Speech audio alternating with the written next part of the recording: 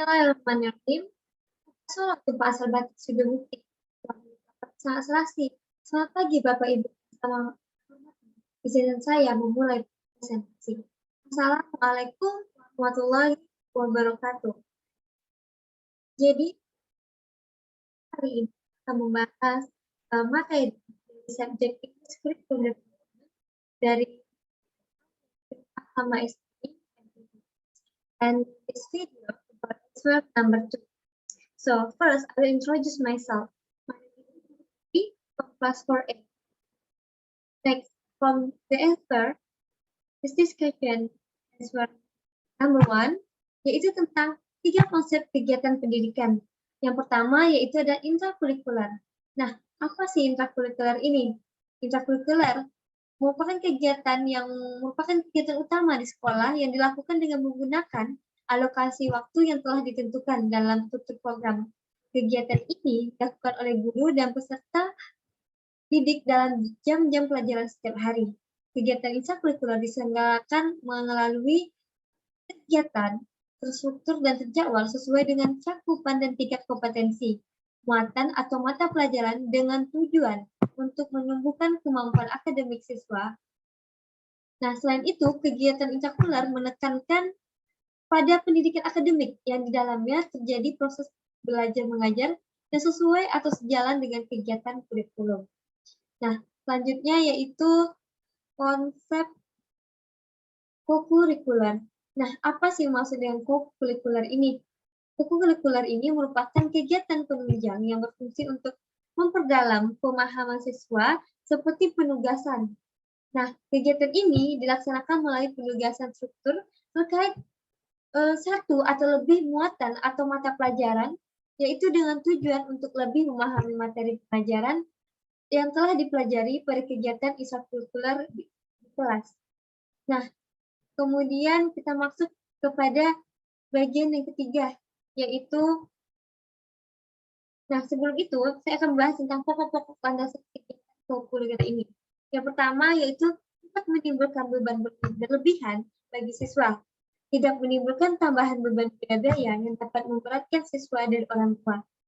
Nah, selanjutnya, kegiatan ini berkaitan langsung dengan kegiatan ekstrakurikuler sendiri untuk memberikan kesempatan siswa mendalami, menghayati materi pelajaran. Nah, pendapat selanjutnya yaitu penanganan kegiatan kurikuler dilakukan di sistem administrasi dan teratur, penilaian, dan pemantauan. Tentu aja di sini tentu ada kontribusi dari guru, ada di pengawasan dari guru tentang bagaimana apa yang telah dilakukannya, apa yang telah dicapainya, dan apa yang harus dilakukannya. Nah, untuk selanjutnya yaitu yang nomor 3 yaitu tentang ekstrakurikuler. Apa yang dimaksud dengan ekstrakurikuler ini? Nah, berdasarkan pada Menteri Pendidikan dan Kebudayaan yaitu nomor 62 tahun 2019 menjelaskan bahwa ekstrakurikuler pada pendidikan dasar dan pendidikan menengah, kegiatan sekuler adalah kegiatan kurikuler yang dilakukan oleh pendidik di luar jam pelajaran. Nah, ini merupakan proses pengembangan dari bakat, minat siswa, tentang hobinya, dan segala macamnya. Nah, tentunya di bawah bimbingan dan pengawasan satuan pendidikan bertujuan untuk mengembangkan potensi, bakat, minat, dan kemampuan yang telah saya jelaskan sebelumnya. Nah, kemudian kegiatan yang sering disebut eskul kan agar siswa dapat mengembangkan kepribadiannya, bertemu dengan teman yang lain, berkomunikasi, bersosialisasi, dan lainnya. Nah, selanjutnya itu pembinaan siswa memiliki tujuan sebagai berikut dari kegiatan sekuler ini. Yang pertama, mengembangkan posisi siswa secara optimal dan terpadu. Karena nanti ada tuh yang namanya pamongnya ataupun gurunya ataupun pelatihnya untuk mengembangkan potensi yang mereka miliki. Nah, nomor 2, memantapkan kepribadian siswa untuk mewujudkan ketahanan sekolah sebagai lingkungan pendidikan sehingga terhindar dari usaha pengaruh negatif dan pertentangan dengan kehidupan. Nah, ekstrakurikuler ada bimbingan dari pelatih, ada pengawasan sekolah, tentu juga akan terarah dan memiliki tujuan dari kegiatannya. Nah, selanjutnya yaitu yang ketiga tentang mengaktualisasikan potensi yang mencapai puncak kesimpulan. Nah, setelah kita mengetahui nih bakat minatnya, kita kembangkan yang menjadi potensi, menjadi bakatnya, menjadi prestasi bagi dirinya dan juga sekolah dan pekerjaannya. Selanjutnya, menyiapkan siswa agar menjadi warga masyarakat yang berakhlak, mulia, demokratis, hormati, dan takut. Nah, selain tentang mengembangkan bakat, di sini pelatih juga tentang moral, bagaimana orang lain, bagaimana belajar dengan orang, bekerja sama, karena dalam SMP itu lebih banyak orang, beda kelas, beda religion, beda ras, segala macam. Selanjutnya soal tentang model dan pelajaran. Yang pertama itu discovery learning. Tentang konsepnya, apa sih discovery learning? Discovery learning merupakan model yang lebih menekankan pada pengalaman kasus dan lebih mengutamakan proses daripada belajar. Jadi dalam proses bagaimana belajar, ilmu, bagaimana siswa lainnya. Artinya di sini peserta didik menunjukkan pengetahuannya yaitu berperan aktif dan cerdas sebagai wujud murni dalam proses pendidikan yang memberikan pengalaman yang membuat perilaku siswa dapat mengembangkan potensi. Ini tentunya mengembangkan sifat yang namanya dan nah, kemudian tentang tujuan dari discovery learning. Yang pertama, memberikan kesempatan bagi peserta didik untuk terlibat secara aktif dalam proses pembelajaran atau pembelajaran. Selanjutnya, melatih peserta didik untuk berpikir secara sistematis dan ilmiah dalam menjalankan suatu permasalahan terkait materi. Selanjutnya, meningkatkan pola berpikir didik karena mereka mandiri yang mereka ingin komunikasi apakah atau tidak. Nah, kemudian melatih peserta didik dalam menyusun strategi untuk meningkatkan pemahaman mereka terkait materi. Setelah dia mencari tahu dan sudah bahas, ketika membahas suatu pasti. Kemudian ada karakteristik. Yang pertama, mengorientasikan dan memecahkan masalah. Kita akan mengembangkan realisasi kemampuan. Kemudian berpusat pada siswa, kegiatan untuk menggabungkan pengetahuan baru dan pengetahuan yang sudah ada. Yang pertama itu proses tadi, mendorong terjadi kemandirian. Ya. Kemudian berpandang bahwa belajar proses siswa untuk mampu melakukan. Selanjutnya, setelah itu kita masuk pada langkah-langkah learning. Nah, untuk langkah-langkah pada stimulation, ada problem statement, and then apa sih dimaksud problem ini? Itu memberi kesempatan ada agenda masalah yang relevan bahan pelajaran berdasarkan hasil simulasi. Kemudian salah satunya dipilih dan dirumuskan dalam bentuk hipotesis, itu jawaban sementara atas pertanyaan. Kemudian ada data collection. Data collection itu ketika eksplorasi berlangsung, guru juga memberi kesempatan pada siswa untuk mengumpulkan informasi sebanyak-banyaknya yang relevan untuk atau tidaknya. Dan setelah dapat informasi, guru dapat diskusi sama masalah. Dan ada yang namanya data processing. Dimaksud data processing yaitu pengolahan data yang merupakan kegiatan mengolah data atau informasi yang telah diperoleh baik melalui wawancara, observasi, sebagainya, lalu ditafsirkan. Nah, disinilah dan mencari tahu dan berperan aktif. Ya. Itu verification. Kemudian, tahap ini memberikan kesempatan siswa untuk melakukan pemeriksaan secara cermat. Tetapkan dari tidak hipotesis, tetapkan dari dengan alternatif dibuktikan dengan hasil data proses tidak mudahnya datanya itu sudah membuktikan benar atau salah. Kemudian ada generalization, yaitu menarik kesimpulan. Tapi ini dari semua proses yang kita lakukan, yaitu kita dapat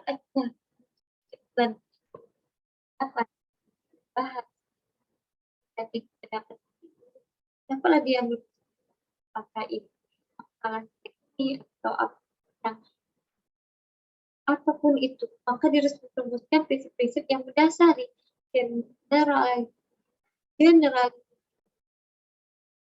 apa sih kelebihan dari ini? Pertama, membantu siswa untuk memperbaiki keterampilan dan mana dia yaitu pengetahuan yang oleh melalui materi sangat dan karena kelemahan dalam pengertian ini dan karena dia sudah pengalaman karena ya, seperti itu. Ya, terima kasih suami arahkan kegiatan belajar akalnya. Jadi dia jadi selanjutnya berpusat pada siswa dan sama-sama aktif mengumpulkan gitu. Jadi kita tidak hanya terima ini ada di dari apa yang mereka itu aktif kadang kita informasi kita sharing gitu tentang ini dari pemahaman dan selanjutnya yaitu kelemahannya. Nah, kelemahan adalah apa harapan yang terkandung dalam dapat belajar berhadapan dengan guru yang telah terbiasa belajar karena lama jadi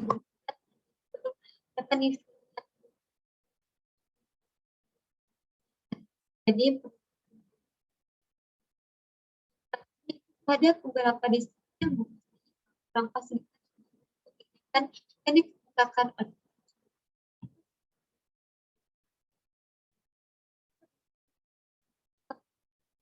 prospektan pilih metode dan melangkah dengan media mengoptimalkan apa yang ada dengan misalkan itu kadang ada plan jadi proses belajar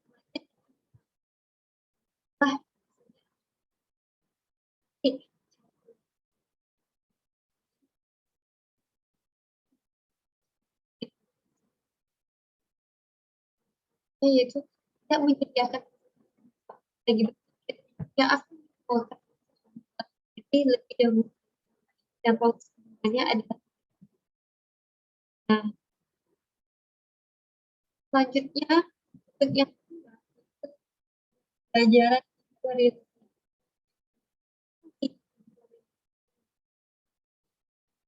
mode pembelajaran ini adalah kegiatan pembelajaran yang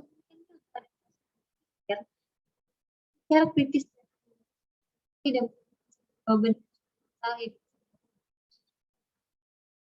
inquiry tadi dengan yang inquiry pada kebutuhan kritis yang nantinya akan tadi menghasilkan sebuah pertanyaan dan itu mode pembelajaran keaktifan dalam memperoleh baru. Perbedaan dari model ini yaitu pada metodologi proses pembelajaran dan bagaimana peserta didik dirancang dan variabel pembelajaran. Dengan discovery ini peserta didik dianggap sudah mengetahui pengetahuan dan memilih pengalamannya. Nah, kemudian di sistem pengetahuan kumpul, nah dia akan berputar akhirnya menemukan kebenaran dari teori itu.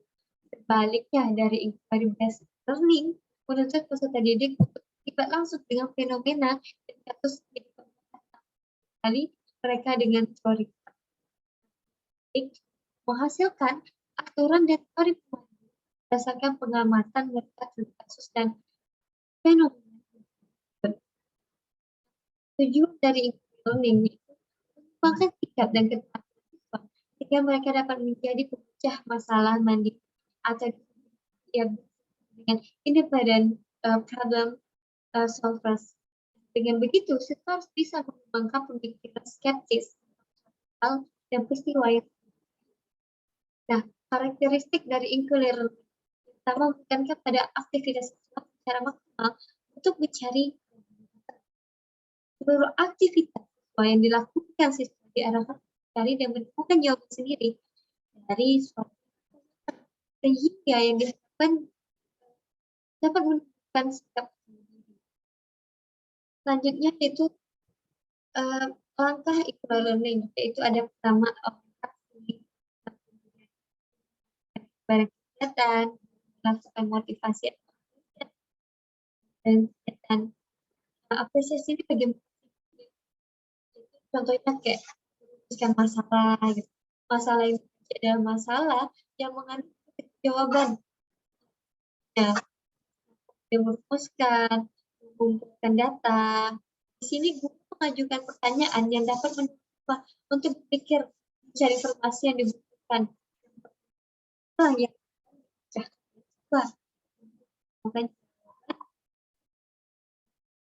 kemudian ada uji itu guru memberi kesempatan siswa mengembangkan kemampuan. Misalnya, yaitu kita membuktikan kebenaran jawaban bukan hanya berdasarkan argumentasi atau belakang. Kemudian ada bagian menentukan. Akhir dari pelajaran mahasiswa itu kan diperoleh berdasarkan hasil dari kemudian hipotesis. Sama-sama nih kita buat rangkuman, mengambil keputusan. Kemudian kelebihan dari learning dan yang pertama bicara inquiry meningkatkan potensi oleh pengetahuan yang bersifat penyelidikan karena terlibat langsung dalam proses. Kemudian pengajaran bisa siswa. Selanjutnya itu siswa memiliki keyakinan atau harapan dapat menyelesaikan tugas secara mandiri berdasarkan strategi pembelajaran inquiry bisa mengembangkan. Nah, kemudian kelebihan lainnya yaitu model pembelajaran inquiry memberikan kesempatan siswa untuk mencerna mengatur informasi yang didapat di waktu yang ada. Mereka belajar namanya waktu. Kelemahannya, efisien untuk mengajar siswa yang jumlah besar karena untuk pantau atau kita nggak bisa. Sulit menerapkan model ini karena guru dan siswa sudah terbiasa dengan mode ceramah dan nah, dia selanjutnya memerlukan sarana dan itu nggak punya sama. Jadi sebagai teacher kita cari miliknya gunakan media yang ada dengan sebaik-baiknya. Dengan tiga problem solution. Apa sih dari pengertian dari problem solving? Pengertian dari problem learning yaitu menguraikan bahwa pelajaran merupakan yang dihasilkan dari suatu proses pemikiran berkala yang nyata dalam kehidupan organisasi, kemudian merencanakan serta merumuskan apa yang dipelajari dalam proses. Bukannya melatih pendidik dalam suatu permasalahan secara sistematis, meningkatkan keterampilan berpikir secara peserta didik, kemudian membantu peserta didik dalam memahami peran orang di kehidupan nyata, dan lainnya. Kemudian karakteristik dari problem solving. Yang pastinya model pembaca ini lebih menekankan pada proses siswa terlibat secara langsung dengan berbagai isu dan persoalan kehidupan sehari-hari. Belajar bagaimana mengalami dan memahami dan menyelesaikan persoalan nyata dan menyelesaikan persoalan bersifat interdisipliner dan melibatkan siswa sebagai pelaku utama dalam merancang melaksanakan hasil kegiatan student. Selanjutnya, langkah problem learning. Pertama, orientasi, dan akan atau saling pembelajaran.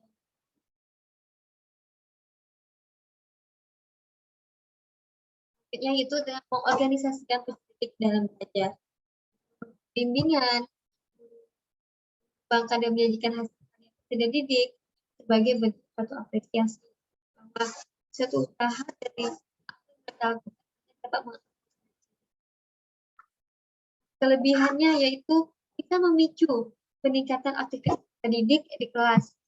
Nah, kemudian peserta didik terbiasa untuk belajar dari sumber yang relevan. Jadi mereka tidak menerima ilmu saja, menjadi orang yang kritis dan mencari tahu ini benar atau tidak, yang tidak menerima informasi entah intinya. Kemudian untuk kelemahannya, tidak semua materi pembelajaran bisa menerapkan model ini. Nah, kemudian waktu yang dibutuhkan untuk materi pembelajaran lebih lama karena kita harus meneliti, kita harus mencari tahu banyak kelebihan dan kelemahannya. Tentunya kalian bisa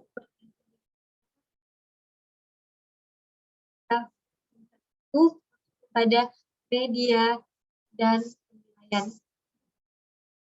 Nah, apa sih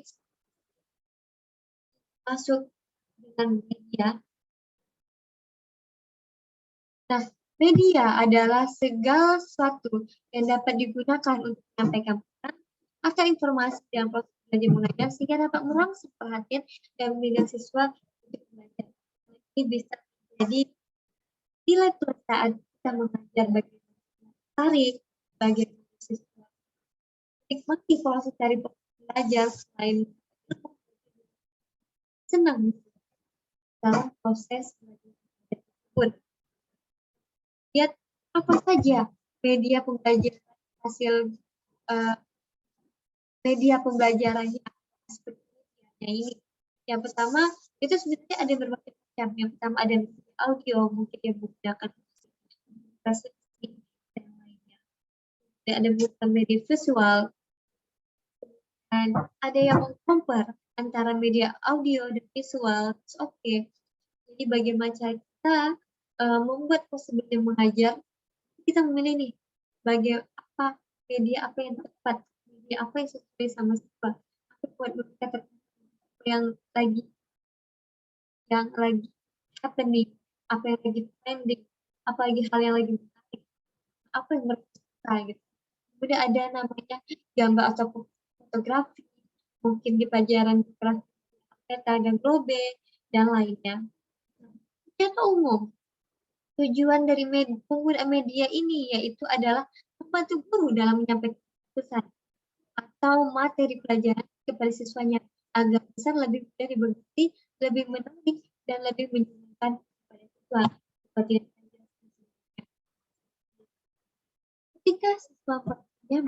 ketika siswa merasakan proses belajar mereka akan mengerti dari dan akan mudah mengerti.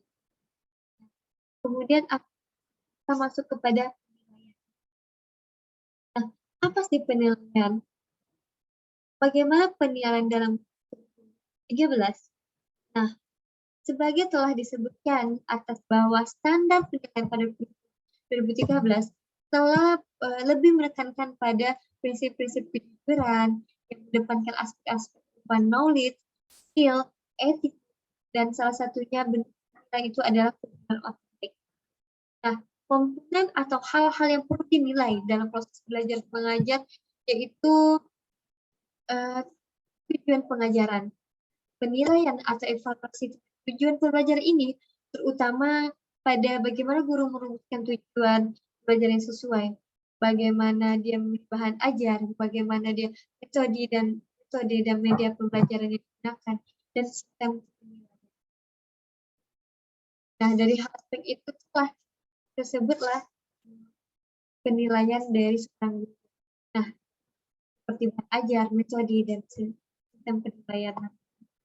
Kemudian aspek-aspek apa saja sih yang termasuk dalam ranah penilaian? Yang pertama itu tentang kognitif. Apa itu?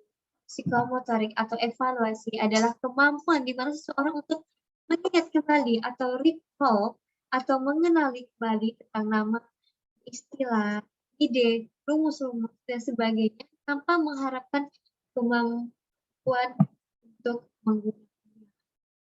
Nah, setelah ini kita masuk kepada jawaban dari bagian lainnya, yaitu rangkuman materi dan halamannya. Nah, dari buku yang saya gunakan ini yaitu tentang SMP. Bagian pertamanya itu materi tentang how are you pada halaman 9, tentang it's me halaman 50, it's my birthday halaman 60, I love people around me halaman 72, how many kids do you have halaman 82, I love things around halaman 93, she's so nice halaman 101, and then my grandfather is 125, and then attention halaman 138, and then I brought my teacher halaman 146. In SMA about talking about self halaman 1, confession and complimenting others halaman 17, kemudian attracting attention giving announcement halaman 31 dan announcement-nya halaman 70. Nah, untuk SMA pendidikan, yaitu dari buku yang saya dapat itu tentang materi yang about self halaman 1, congratulating and complimenting others halaman 17 dan 31, kemudian attracting attention halaman 70. Nah, selanjutnya untuk bagian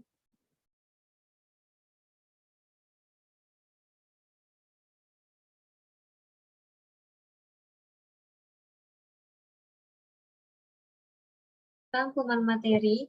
Nah, di sini ada nih bagian SMA kelas 10, kemudian SMA pendidikan kelas 10, di mana ada bagian teks interpersonal di setiap kelasnya, kemudian ada perbedaan dari dari poin. Contohnya, saya bacakan itu tentang kelas tes interpersonal KD 3141 tentang menyapa, berpamitan, mengucapkan terima kasih, minta maaf serta menanggapinya. Sedangkan kelas 10 teks impersonalnya nih tentang KD 32 dan 42-nya memberi ucapan selamat dan memuji bertahap atau extended serta menanggapi. Sedangkan untuk SMA pendidikan kelas 10 personalnya itu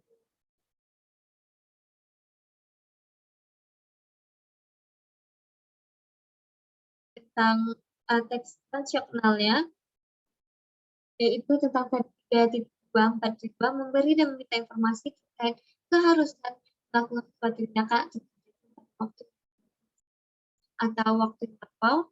Sebelumnya saya bisa semuanya karena ini bukan jawaban yang panjang dan waktu yang lama untuk menjelaskan. Jadi setiap ini bisa stop ataupun bisa diambil atau hubungi saya untuk filenya.